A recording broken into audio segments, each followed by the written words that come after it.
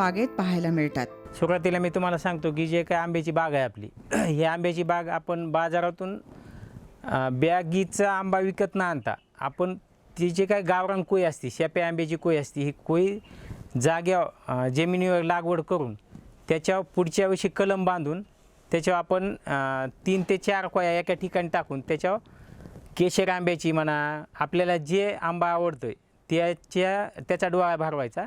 ते आंबा पिकल्याच्या नंतर ज्यावेळेस आपण ग्राहकाला देऊ त्याची चवसुद्धा वेगळी राहते आणि जाग्यावर कोय लावण्याचे फायदे भरपूर आहेत. एकतर त्याला पाणी कमी लागते, रोगराई कमी पडते आणि सगळ्यात महत्त्वाचं ज्यावेळेस वारं वावदन येईन तर 3-3, 4-4 कोयाचे सपोर्ट असल्यामुळं एका ठिकाणी तर त्याला हवेचा सुद्धा त्याच्यावर परिणाम होत नाही. कारण एक जर बुडाचा आंबा जर असला तर ते पूर्ण हलतं आणि त्याचे आंबे सगळे जमिनीवर पडतात आणि आपल्या शेतकऱ्याचं आतूनच नुकसान होते. कारण आंबा म्हणलं की त्याच्यावर अनंत संकट येतात आणि त्याच्यातून जर वाचण्यासाठी आपल्याला ही पद्धत एकदम सगळ्यात बेस्ट आहे. आणि ज्यावेळेस आपण ग्राहकाला आंबे देऊ त्यांची खाण्याची चवसुद्धा एक वेगळीच असते, साईजसुद्धा वेगळी आणि क्वालिटीसुद्धा सगळ्या गोष्टी एकदम चांगल्या राहतात. त्याच्यामुळं गिरायकालासुद्धा एकदम पसंतीचा आंबा वाटतं आहे आपला. केशर आंबा म्हणा, आम्रपाली, तोतापुरी, लांगडा, पायरी जे काय वेगवेगळे मिश्र आंबे केलेले आहेत आपण. त्यात नुसता केशरच नाही तर परपरागीकरणासाठी त्यात वेगवेगळे 10-20 झाडं वेगवेगळे लागवड केली. पहिली आपली 1.5 एकर केशर आंब्याची बाग आहे ती पण तशीच केलेली. आता 2-2.5 एकरची बाग आहे ती पण ह्याच पद्धतीने केलेली आहे. त्याच्यामुळे प्रत्येक शेतकरी बांधवांनी जर बाग तयार केली तर आपल्याला जे काय ह्या 5-4 वर्षात बागा संपुष्टात यायल्यात, 10 वर्षाच्या आत सगळ्या बागा संपुष्टात यायल्यात. ह्या न संपण्यासाठी पिढ्याने पिढ्या आंबा चालण्यासाठी आपल्याला इंशतो पद्धतीने म्हणजे ह्याच कोळी टाकून त्याच्यावर जर आंब्याची कलम बांधली तर ते आपल्याला पिढ्याने पिढ्या पुढच्या पिढीलासुद्धा आपण आपला आंबा देऊ शकतो ह्या पद्धतीने जर केलं तर. आणि जर बाजारातून जर विकत आणलं तर त्याच्यावर रोग किडी असते, बंचिंग आलेलं असते, आपण पर्णगुच्छ म्हणतो त्या पद्धतीचा रोग आलेला असते. कारण तिचं पाण्याचा निचरा झालेला नसते त्या नर्सरीमध्ये. त्याच्यामुळं त्याचे जे काय सोटमूळ आहे का हे सोटमुळाची तिथं म्हणजे छाटणी केलेली असते आणि ती तंतुमुळा आलेला असते. त्याच्यामुळे ते पाण्यालासुद्धा ताण सहन करीत नाही. आणि हे कोळीवर लागवड केल्यामुळं त्याची जे काय सोटमूळ आहे का, पहिली एक म्हण आहे की त्याची ते सोटमूळ आहे ज्या झाडाचं त्या सोटमुळाचं एवढी ताकद असते. एखाद्या पाषाण दगड असला तर त्या पाषाणाच्या दगडालासुद्धा ते फोडण्याची ताकद त्या सोटमुळामध्ये असते. कारण त्या सोटमुळातून जे काय रस उतरत असतो ते रसातून ते दगडसुद्धा भेदण्याचं ताकद त्याच्यामध्ये निसर्गाने दिलेली असते. त्याच पद्धतीने आपण ही लागवड केलेली. गेल्या वर्षी एवढं पाणी कमी होतं तरीसुद्धा ह्या पद्धतीची आपण बाग जोपलेली. आता जे काय आपण आंबा लागवड केले आम्ही तर ह्या काय केलेलं आहे आपण एका ठिकाणी 4-4, 5-5, 6-6 कोया टाकलेल्या आहेत. म्हणजे शेप्या आंब्याच्या टाकलेल्या आहेत. ह्या शेप्या आंब्याच्या कशामुळे घेतलेल्या आहेत की त्याच्यावर कोणताच प्रकारचा रोग येत नाही, खोडकीड लागत नाही, ते सगळ्यात महत्त्वाचं आहे. आणि आम्ही एका ठिकाणी कोया टाकल्यामुळं त्याच्यावर प्रयोग म्हणून आम्ही काय केलेलं आहे, एका आंब्याच्या कलम बांधलेली, 2 आंब्याचे बुडं करून त्याच्यावर कलम बांधलेली, 3 ह्याचे केलेले, 5 ह्याच्यापर्यंत केलेले आपण. तर ह्याच्यातसुद्धा आम्हाला एवढा फायदा झालेला आहे की ज्यावेळेस आपण एकत्र कोया टाकू आणि त्याच्यावर कलम बांधू तर 3-4ची ताकद आपल्याला एका वरचं जे काय डोळा भरतो आपण जे आवडीचं आपल्याला जे असेल ते म्हणजे तुम्ही केशर जोडा, आम्रपाली जोडा, जे काय आपल्याला जे आवडतं ते आंब्याची त्याच्या डोळा जर भरला तर सगळ्याची ताकद त्याच्यात येते. आणि आम्ही त्याच पद्धतीने केलेलं आहे. त्याच्यामुळे आमची जी काय बाग आहे का ही बाग अशी कोणी नवीन माणूस जर कोणी आला भेटाण्यासाठी तर त्यांचं असं म्हणणं की बाबा तुमची जी काय बाग आहे का ही बाग आम्हाला 5-5, 6-6 वर्षाची बाग पुढं दिसते एवढी बाग आम्ही डेव्हलप केलेली. मूग, तूर, उडीद, हरभरा यांच्या लागवडीबरोबरच काही कंदवर्गीय पिकं आणि ऋतूनुसार भाजीपाल्याचं उत्पादन घेतलं जातं. आता हे जे काय आपला आंबा आहे ते ह्या आंब्यामध्ये आपण आंतरपीकमधून घेतो. काही मग त्यात मूग आला, उडीद आला, तूर आलं, हरभरा आलं, वेगवेगळे पिकं घेतो. आणि काही निवडक क्षेत्र आहेत की आणि काही स्वतंत्र क्षेत्र आहे की तिथं 2-1 एकर आपण वेगळे हे अशाच पद्धतीचे पिकं घेतो. आम्ही मुगी पुन्हा आपले मटकी असते ह्या मटकीचीसुद्धा डाळ करतो. आणि विशेष म्हणजे आम्ही ही पूर्ण जात्यावर बनवतो. जात्यावर बनवून आम्ही जे काय ग्राहक असतात ह्या ग्राहकाला पोहोचित करतो मुंबईसारख्या ठिकाणी, पुण्यासारख्या ठिकाणी किंवा आपल्या स्थानिक बाजारपेठेत सुद्धा आपल्याला जे काही ग्राहक आहेत जोडलेले, आणि त्याला माहिती असते किंवा 100% ह्यांच्याकडे खात्रीने वेगळ्या प्रकारची डाळ आहे आणि ते आमच्याकडून आवडीने घेतात. आणि जी काय आमच्याकडे जी काय डाळ आहे का, दुसरं एक महत्त्वाचं सांगतो, ती एक चित्रावली एक म्हणून नावाची एक आपल्याकडे तूर आहे. हे तुरीची डाळ जर खाल्ली तर ती गोड लागते, एवढी गोड लागते. तर काही काही लोकांना ती डाळ जर खाल्ली, वरण जर खाल्लं तर ॲसिडिटी होती, गॅस होते म्हणतात, किंवा पचन होत नाही, पित्ताचा त्रास होते म्हणतात. पण ती जी काय डाळ आहे का, ती डाळ खाल्ल्याच्यानंतर कस्टमरचा आम्हाला फीडबॅक येतो की बाबा अण्णासाहेब तुमची जी काय आम्ही डाळ खातो तर आम्हाला त्याच्यापासून ॲसिडिटीचा हे ते बाकीचा कोणतासुद्धा त्रास झालेला नाही. पण आम्ही काय करतो, ती सगळी डाळ आम्ही जात्या बनवून गिरायकापर्यंत पोहोचतो. आणि चित्रावलीची जी काय डाळ आहे का, ही एक मोजक्या ग्राहकापर्यंत आणि मोजकीच करतो. आणि हिचं किंमत आम्ही ठरवून ठेवलेली 600 रुपये किलोपर्यंत आम्ही ती डाळ विकतो. आणि तिला प्रचंड मागणी, पण त्याचं उत्पादन कमी असल्यामुळं ते आम्ही मोजकीच करतो. अशा पद्धतीने घेतो. त्याला वेगवेगळे ह्याच्यात मुगाची डाळ वेगळीच करतो. मुगाची पॅकिंग करून बाकीच्या ग्राहकाला पोहोचणं, पुन्हा त्यांनी जर दुसऱ्या ग्राहकाला सांगितलं त्याच्यामुळं आणखीन ग्राहक जुडले गेलेत. आपली डाळ राज्यात तर जाती बाहेरच्या राज्यातसुद्धा पोच काही प्रमाणात होती.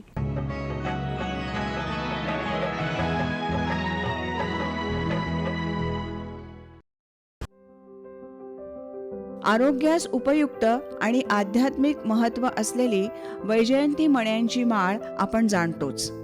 या वैजयंती माळेतील मणी तयार होणाऱ्या रोपांची लागवड इथे केली जाते. 25 ते 30 प्रकारच्या रानभाज्या त्यांच्या शेतात तयार होतात. आता आमच्याकडं वेगवेगळ्या प्रकारच्या वनस्पती आहेत. ह्याच्यात मग मशाल्याचे काही असे प्रकार आहेत, आणि जे काय आपण वैजयंती माळ म्हणून असते ही एक आहे. तर ह्याच्यामुळं फायदे येतं बघा. एकतर ही माळ धार्मिक जर सांगायचं म्हणलं, आध्यात्मिक सांगायचं म्हणलं तर हे श्रीकृष्णाच्या सगळ्यात आवडती माळ आहे. आणि ही जी काय माळ आहे का, ही जर माळ घातली आपण गळ्यामध्ये जर घातली तर ह्याच्यामुळं जे आपल्या मनात निगेटिव्ह विचार येतात, आज प्रत्येकाचं मन जे झालेलं आहे ते सगळं असं निगेटिव्हिटीनं भरून गेलेलं आहे. कारण तणाव स्ट्रेसमध्ये प्रत्येकजण गेलेलं आहे. त्याच्यामुळं त्याच्यातून जर बाहेर निघायचं असलं तर आपल्याला थोडंसं आध्यात्मिक म्हणून, आणि त्याचं एक शास्त्रीय कारण काय आहे, किंवा ही जी काय माळ घातल्याच्यानंतर निगेटिव्हिटी येतच नाही. ह्याच्यामुळं जे काय रक्तातल्या गाठी असतात काही तर त्या गाठीचंसुद्धा असं पूर्णपणे हे होतं आहे आणि रक्तभिसरण व्यवस्थित होते, असे डॉक्टरांचं सुद्धा मत आहे, शास्त्रज्ञांचं सुद्धा मत आहे. आणि आमच्याकडून ही जी काय माळ आहे का बाहेरसुद्धा बऱ्याच ठिकाणी गेलेली आहे. आणि दुसऱ्या जे काय रानभाज्या आहेत, आपल्या रानभाज्यामध्ये वेगवेगळे कंदाचे काय प्रकार आहेत, वेगवेगळ्या भाजीचे काय प्रकार आहेत, असे अति दुर्मिळ. म्हणजे आपण म्हणतो की प्रोटीनचे भाजीपाला खाल्ला पाहिजे, पण आज बाजारात जर विकत घ्यायला गेलो तर आपल्याला त्या भाज्या बघितल्या अंगाला काटा येते. कारण त्याच्यात भयानक रासायनिक खतं औषधं वापरून, कीटकनाशक वापरून, बुरशीनाशक वापरून, संजीवक वापरून त्या लवकर तयार झालेल्या असतात. आणि त्याच जर आपण खाल्ल्या तर आपल्या शरीराच्या, मानवाच्या शरीरावर, आतड्यावर, लहान मुलांना एवढे आजार व्हायलेत. आज बघितलं तुम्ही की गरोदर महिला त्यांनी जर खाल्ली तर त्यांच्या दुधातसुद्धा रासायनिकचं प्रमाण 27% आपल्याला आढळलेलं आहे. तेच जर लहान मुलांनी जर दूध पिलं तर त्यांच्यावर कोणतेही किती परिणाम होईल हे आपल्याला जग जाहीर आहे. त्याच्यामुळे जास्त त्याच्यावर न बोलता फक्त आपल्याला एकच सांगायचे की जे काय कंदवर्गीय म्हणा, भाजीपाला जे काय आपण रानभाज्यात त्याचं आपण संगोपन केलेलं आहे. आणि हे अति दुर्मिळ, म्हणजे आपण प्रोटीन रिच म्हणतो, प्रोटीन रिच नाही तर हाय प्रोटीन रिचसुद्धा आपल्याकडं वेगवेगळ्या रानभाज्यात. आणि ह्या रानभाज्याचं आम्ही जास्तीत जास्त संगोपन केलेलं आहे. आणि ह्यावर्षी पाणी कमी असल्यामुळे, पाण्याचं प्रमाण जास्त पावसात झाल्यामुळं थोडंसं दुर्मिळ ज्या काय भाज्यात त्या बऱ्याचशा लोप पावल्यात. पण आम्ही त्याचं आणखीनसुद्धा जतन केलेलं आहे आणि ते वाढविण्याचं एक त्याच्यातनं आणखीनसुद्धा प्रयत्न चालले. ह्याच्यात कंदवर्गीय आलं, वेलवर्गीय आलं, बाकीचे जमिनीवरचे आल्या, बऱ्याचशा अशा वेगवेगळ्या जवळपास 25 ते 30 प्रकारच्या भाज्या वेगवेगळ्या. तर त्याच्यामध्ये एकतर चवधारी शेंग आली, पटाडीच्या शेंगाचे आपण 4 ते 5 प्रकार आहेत. पुन्हा क्लोम बीन्स म्हणून एक आहेत, म्हणजे त्यात वेगवेगळे वेलवर्गीय आहेत, आणि चाईचा एक प्रकार आहे, तुम्ही घोरकंद म्हणते, डुक्करकंद म्हणते, शर्करा म्हणतात, असे वेगवेगळे त्याच्यात नाव आहेत. तर ह्याला काय होतं, जे काय कंदाचे प्रकार आहेत, म्हणजे आपण एअर पोटॅटो म्हणतात, तर हे सुद्धा आपल्याकडे वेल भरपूर आहेत आणि ह्याचं लागवड आम्ही थोडी थोडी वाढवत आज त्याच्यासुद्धा मार्केटला चांगली मागणी वाढायली. वेलाला जे काय कंद येतात हे कंद आम्ही त्याची तर विक्री करतोच, पण ज्यावेळेस ते सुप्त अवस्थेत जातं आहे आणि खाली जे काय कंद राहते आपल्याला 15-15, 20-20 किलोपर्यंत ते कंद तयार होते. मग त्या सुरणाचा कंदसुद्धा आला, सुरण भाजी, त्याच्या पाल्याची भाजी होती, त्या गाभ्याची भाजी होती आणि त्याला खाल्ल्या कंदाची सुद्धा भाजी होती. आणि आपल्याला जसा भाजी लागन त्या पद्धतीने तेवढाच कंद कापायचा, त्याची भाजी बनवायची आणि आपल्याला खाता येते. म्हणजे एक जर आपल्याला 10 किलोचा कंद जर सापडला तर आपल्याला नाही म्हणलं तरी 1 महिनाभर जातो. 8 दिवसाला एकदा जर भाजी बनवली तरी 1 महिना 2 महिने आपल्याला ती भाजी जाते. त्याच्यामुळे आपल्याला उन्हाळ्यात वेगळी रानभाजी विकत आणायची गरज नाही किंवा तयार करायची गरज नाही, कारण प्रत्येक सीझनमध्ये वेगवेगळ्या रानभाज्या असतात. घरच्या घरी वेगवेगळ्या 50पेक्षा जास्त निविष्ठा ते बनवतात. त्यांच्या शेतातील सर्व पिकांसाठी याच निविष्ठांचा वापर केला जातो. शिवाय इतर शेतकऱ्यांना सुद्धा या निविष्ठा दिल्या जातात आणि त्या कशा तयार करायच्या त्याचं मार्गदर्शनही ते करतात. आम्ही जे नैसर्गिक शेती करतो ह्या नैसर्गिक शेतीला कोणत्याही प्रकारचा कोणतं रासायनिक खत औषध हे ते वापरत नाहीत. आणि मग ह्याची पूर्तता कशी करायची, तर आम्ही काय करतो, जे काय शेतातला काडी कचरा आहे ते तर आम्ही जमिनीला देतोच, पण त्याचबरोबर पिकाला NPK म्हणजे नत्र, स्फुरद, पालस हे जसं लागतं आहे त्याच पद्धतीने वेगवेगळ्या निविष्ठा आमच्या घरच्या घरी बनवतो. आता जीवामृत, घनजीवामृत, बीजामृत हे तर सुरुवातीच्या स्टेपमध्ये झाल्या, पण नंतर जसं पीक वाढन त्या पिकाच्या अवस्थेनुसार आपल्याला त्याच्या खायला काय काय द्यावं लागेल त्या पद्धतीचं आम्ही बनवतो. त्यामध्ये ज्यावेळेस आपल्या घरच्या घरी जे काही वनस्पती आहेत, म्हणजे बांधावं म्हणा, परिसरामध्ये म्हणा, आपल्या शेतात म्हणा, मग त्यात निरगुडी आली, बेशरम आली, बाकीचं मग गिरशिडी आलं, हे जे काय वनस्पती आहेत, ह्या बकान आलं, एरंड आलं, ह्या सगळ्या निरगुडी हे ते वनस्पती आल्या, ह्या सगळ्या वनस्पत्याचा अर्क बनवून आपण त्या पिकासाठी कीटकनाशक म्हणून आपल्याला वापर करता येते. तर टॉनिकमधून जे आपल्याला गाई म्हशी जे वेल्याच्या नंतर जे काय जार असते, जार म्हणजे म्हैस वेल्याच्या नंतर, गाय वेल्याच्या नंतर 2 ते 2.5 तासाच्या अंतराने त्याच्या पोटामधून एक आतड्याचा गोळा बाहेर पडतो आहे आणि ते आपण काय करतो, उकड्या पहिलेच सांगितलेले उकड्यामध्ये पुरायच्या, त्याच्या कुपाट्या टाकायच्या. पण आम्ही काय केलं, त्याच्यात प्रयोग करून ते आम्ही गोमूत्रामध्ये भिजून 1 ते 1.5 महिन्यात आम्हाला ते पूर्ण त्या झाराचं पाणी होते. म्हणजे 10 लिटर गोमूत्रामध्ये ते जार ज्या पद्धतीचं आहे, मोठा जर जार असला तर आपल्याला 15 लिटर गोमूत्र ठेवायचं, जुनं गोमूत्र, आणि त्याच्यामध्ये टाकायचं. महिना 1.5 महिन्यात ते तयार होते. त्याच्यामुळं काय होतं, आपल्या जे काय नत्र असते, नत्राचं प्रमाण आपल्याला बाकीचं कोणतं टाकायची गरज पडत नाही. हे जर वापर केला तर आणखीन एक दुसरी गोष्ट, पिकाला काळोखी हे तर येणारच, पण त्याचबरोबर त्याची वाढसुद्धा निरोगी राहणार, कोणती रोगकीडसुद्धा त्याच्यावर येत नाही. दुसरी गोष्ट, ज्यावेळेस आपल्याकडं पीक ताणामध्ये जातं, म्हणजे एकतर ताण कधी येतं आहे, पाणी जास्त झाल्यावर किंवा पाणी कमी झाल्यावर, मग त्यावेळेस काय करायचं, ज्यावेळेस आपल्याकडं ताक असतं किंवा आपल्याकडे दही असते, ह्या दह्याचा वापर करायचा, गोमूत्राचा वापर करायचा आणि गुळाचा वापर करायचा. त्याचा जर वापर केला तर पीक आपल्या त्याच्या ताणामधून बाहेर येतं आणि पीक जोमदार वाढ होती. तिसरी गोष्ट, ज्यावेळेस आपल्याकडे आता थंडी अति प्रमाणात वाढली तर त्यावेळेस आम्ही काय करतो, ही जी काय माशाचं वेस्टेज पडलेलं असते, आपण जिथं जे काय माशाची विक्री होती तिथं जायचं, त्यांच्याकडून एखादा ड्रम घेऊन जातो आम्ही आणि त्याच्यामध्ये त्यांचं वेस्टेज आणतो आणि वेस्टेज आणि ते माशाचं आतडे, काटे हे जर असते तर आम्ही ते मोजून, म्हणजे ते शास्त्रयुक्त पद्धतीने त्याचं हे करतो. कारण ते जर 10 किलो जर असलं ते सगळं पूर्ण मटेरियल, तर त्याच समप्रमाणात 10 किलो गूळ घेतो आणि ते आम्ही 1 महिनाभर जवळपास ते कुजून देतो. कुजल्याच्या नंतर ज्यावेळेस त्याचं पाणी होईल, पूर्ण त्याचं आतड्याचं पाणी होईल, त्यावेळेस आम्ही त्या पिकाला थंडीमध्ये त्याचा वापर करतो. गुळामुळं आणि माशामुळं त्याच्यामध्ये दोन्ही ह्याच्यात हीट असते, प्लस त्याच्यात कॅल्शियम भेटतं आणि ह्याच्यामुळं काय होतं, पिकाची जी काय वाढ थांबलेली असते, प्रकाश संश्लेषण कमी झालेलं असते थंडीमध्ये, कारण दिवस लहान असते, रात्र मोठी असते.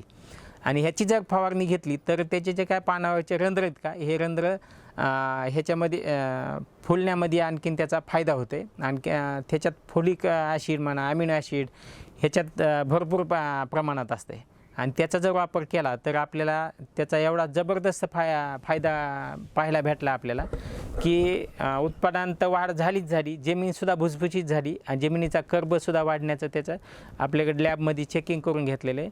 जमिनीचा कर्बसुद्धा वाढण्यासाठी त्यांनी मदत होती असं त्यांचं लॅब टेस्टिंगमध्ये आम्हाला निदर्शनात आलं आहे. तर ह्याच्यात आपण वेगवेगळ्या निविष्ठात मग त्यात कीटकनाशक, बुरशीनाशक, टॉनिक आणखीन बरेचसे जवळपास आपण 50 ते 60 प्रकारचं आम्ही घरच्या घरी औषधं बनवतो आणि ह्याचा प्रचार होण्यासाठी आपण यूट्यूबला दिशा सेंद्रिय शेती नावाचे एक चॅनल काढलेले आहे.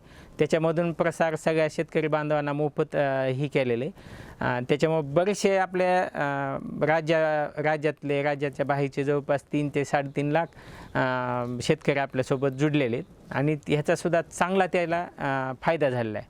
त्याच्यामुळे प्रत्येक शेतकरी बांधवांनी ह्याचा निविष्ठा घरच्या घरी जर बनवल्या तर चांगला फायदा होतो.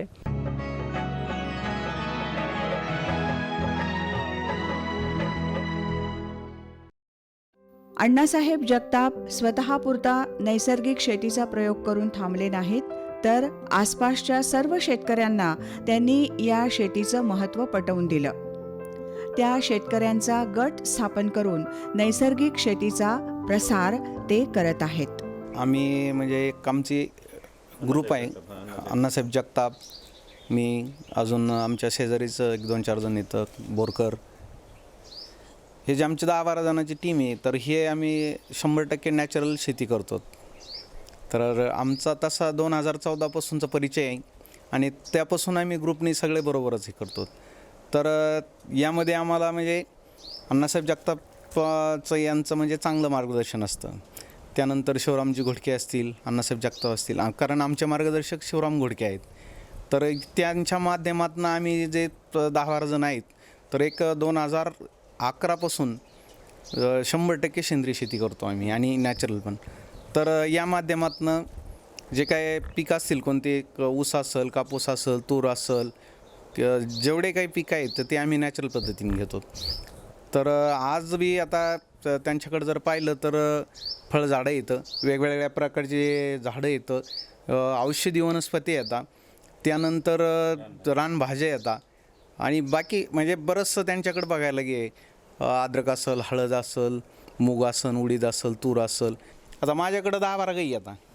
आता पहिलं एक तर असे लोक गाई कशा सांभाळायचे हे मोठा प्रश्न आहे. काही नाही, आता जसं समजा आता आपलं नोकरदार असते तो ते ठरून त्यांना 8 तास ड्युटी असते.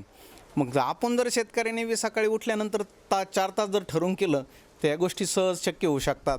आणि सतत आपण जे म्हणतो किंवा खर्च लय वाढला, हे झालं ते झालं, त्याच्यासाठी आपल्याला आता आपल्या निविष्ठा आपण तयार करावं लागते आणि त्याच्यापासून आपली शेती सुरू करावं लागेल. हे जर केलं तर आपण जे म्हणतो की शाश्वत शेती, तर हे शाश्वत होऊ शकतं. पीक पद्धती कोणतीही असो, कृषी अधिकाऱ्यांचं मार्गदर्शन हे आवश्यक असतंच. शेतकऱ्यांची मेहनत, नवनवीन संशोधन, त्यानुसार कृषी अधिकाऱ्यांचा सल्ला, या सर्वांमुळेच भरघोस उत्पन्न मिळणं नेहमीच शक्य होतं. शेतीचा वाढत चाललेला खर्च आणि उत्पादनामध्ये होत असलेली घट, हे जर आपण समीकरण लक्षात घेतलं तर आपल्या असं लक्षात येईल की आजचा शेतकरी कसा अडचणीत आलेला आहे.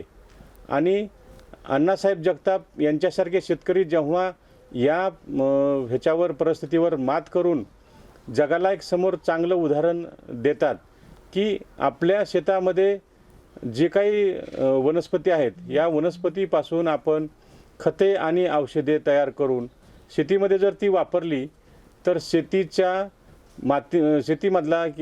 किंवा मातीचा पोत अधिक सुधारतो आणि त्याच्यामधून उत्पन्नामध्ये तर वाढ होतेच, पण भरमसाठ मोठ्या प्रमाणामध्ये खर्चामध्ये जो वाढ झाली आहे तो पण कमी करण्यामध्ये त्यांना मदत झाली आहे. आणि दुसरी गोष्ट आपल्याला असं लक्षात येईल की शेतीमध्ये जे काही वेगवेगळ्या प्रकारचे खतं आणि कीटकनाशके औषधं वापरून जे काही शेतीमध्ये अन्नधान्य किंवा भाजीपाला असेल ह्याच्यामध्ये त्याचा जे काही अंश उतरतात आणि त्याचं आपल्या शरीरामध्ये खाण्याच्या माध्यमातून शिरकाव होतो, त्याच्यामध्ये अनेक प्रकारचे आरोग्याच्या समस्या निर्माण झालेल्या आहेत. त्याच्यावर पण आपल्याला या ठिकाणी त्यांनी मात केली दिसेल आणि पूर्ण विषविरहित अन्नधान्य भाजीपाला त्यांनी तयार केलेला आपल्याला या ठिकाणी दिसेल. आम्ही यावर्षी 9 ऑगस्टला जे आदिवासी दिन असतो त्या आदिवासी दिनाच्या निमित्ताने जे काही तालुका स्तरावर रानभाजी महोत्सव आयोजित केला जातो, या रानभाजी महोत्सवामध्ये आम्ही यांना अण्णासाहेब जगताप यांना आमंत्रित केलं होतं. त्यांनी वेगवेगळ्या 32 प्रकारच्या रानभाज्या प्रदर्शनामध्ये ठेवल्या होत्या आणि त्यांनी प्रथम क्रमांकाचं पारितोषिक पण त्या ठिकाणी पटकावलं होतं. आम्ही जेव्हा आमच्या ऑफिसच्या माध्यमातून अशा शेतकऱ्यांचा वेगवेगळ्या योजनांमधून त्यांना मदत करण्याचा प्रयत्न करतो, त्यांना पाठिंबा द्यायचा प्रयत्न करतो, जेणेकरून नवीन शेतकऱ्यांना या बाबतीमध्ये प्रोत्साहन मिळलं पाहिजे आणि नवीन शेतकरी या क्षेत्रामध्ये उतरण्यासाठी तयार झाले पाहिजेत. आतापर्यंत 20-22 पुरस्कारानं सन्मानित अण्णासाहेब जगताप यांची भारतातील पहिलं नैसर्गिक शेतीचं नॅशनल नेचर फार्मिंग PGS सर्टिफिकेटसाठी महाराष्ट्र राज्यातून निवड झाली आहे. 2019 मध्ये शासनाचा शेतीनिष्ठ शेतकरी पुरस्कार भेटला आणि आणखीन आम्हाला हुरूप भेटला किंवा आम्हाला शेतीमध्ये कोणतरी पाठीव थाप देऊन लढ म्हणणारे माणूस कोणतरी आहे आपल्या मागं, त्याच्यामुळे आम्हाला हुरूप आला आणि आणखीन जोमाने काम चालू केलं. ह्याची दखल घेऊन आम्हाला ऑक्टोबर 2025 मध्ये मोदी साहेबांनी अर्धा तास जवळपास आम्हाला चर्चा करायचा योग दिला, म्हणजे वेळ दिला आणि त्याच्यातून भरपूर अशी चर्चा झाली आणि तिथं सन्मानित झालं आणि भारतातलं पहिलं नॅचरल फार्मिंग सर्टिफिकेट आम्हाला भेटलं. त्याच्याबद्दल सुद्धा शासनाचे खूप आभार. आणि आता जे काय आपण शेती, आमची जी शेती का 10 एकर शेती, 10 एकर शेतीमध्ये वेगवेगळे प्रयोग केलेले आहेत. त्या डाळीचं, आंब्याचं सगळे फळबाग काही केलेले आहेत. जे आपलं क्षेत्र आहे ह्या क्षेत्रानुसार आपण त्याच्यात तुकडेवारी करून किती क्षेत्रामध्ये काय पाहिजे हे सगळं अभ्यास करून तेवढं हे केलेलं आहे. सुरुवातीला नैसर्गिक शेती करताना अडचणी भरपूर आल्या, पण ह्याच्यात मार्गदर्शन म्हणून आम्हाला सुरुवातीला चांडक साहेब आहेत, त्यांचं मार्गदर्शन, बळीराजा कृषी विज्ञान मंडळाचे शिवरामजी घोडके यांचंसुद्धा सुरुवातीपासून ते आत्तापर्यंत मार्गदर्शन कधी पण लाभतं आहे. आणि सगळ्यात महत्त्वाचं आणखीन एक सांगतो की ज्यावेळेस आम्ही नैसर्गिक शेती करताना पाठीव थाप दिली, तुम्हाला सांगितलं, तर कृषी विभागाचं एवढं सहकार्य, तर ते सहकार्य भेटल्यामुळं आम्हाला आत्तापर्यंत जे काय काम करण्याची जी उमेद आहे का ती वाढण्यासाठी एवढी मदत झाली. त्याच्यामध्ये सगळेच कृषी विभागाचे अधिकारी आले, त्याच्यामध्ये हजारे साहेब आले, बादडे साहेब आले, गटपाळे साहेब आले, KVK आलं, म्हणजे सगळ्याच स्टाफ आला त्यांचा. सगळे मनमिळावरती आणि काम करण्यासाठी एक प्रेरणा देणारे सगळे व्यक्तिमत्व आहेत. त्यांच्यामुळं सुद्धा आणखीन एक असं वाटलं की खरंच आपली दखल घेणारे कोणतरी आपल्या जवळचे माणसं, आपल्या हक्काचे माणसं आपल्याकडे आहेत. आणि त्याच्यामुळं आणखीनसुद्धा बरेचसे शेतकरी त्याच्यामुळं जोडले गेले आणि नावसुद्धा झालं. उत्पादनात वाढ, शाश्वतता, पाण्याच्या वापरावर नियंत्रण, मातीचं आरोग्य टिकवणं या सर्व गोष्टी नैसर्गिक शेतीमुळे साध्य होत आहेत हे अण्णासाहेब जगताप यांनी दाखवून दिलं आहे. आणि अशा शेतीतून तयार झालेल्या अन्नपदार्थांचं सेवन करण्यानं आपणा सर्वांचं आरोग्य सुधारेलच, शिवाय शेतकऱ्यांचं अर्थशास्त्र पण सुधारल्यानं सशक्त समृद्ध देश बनेल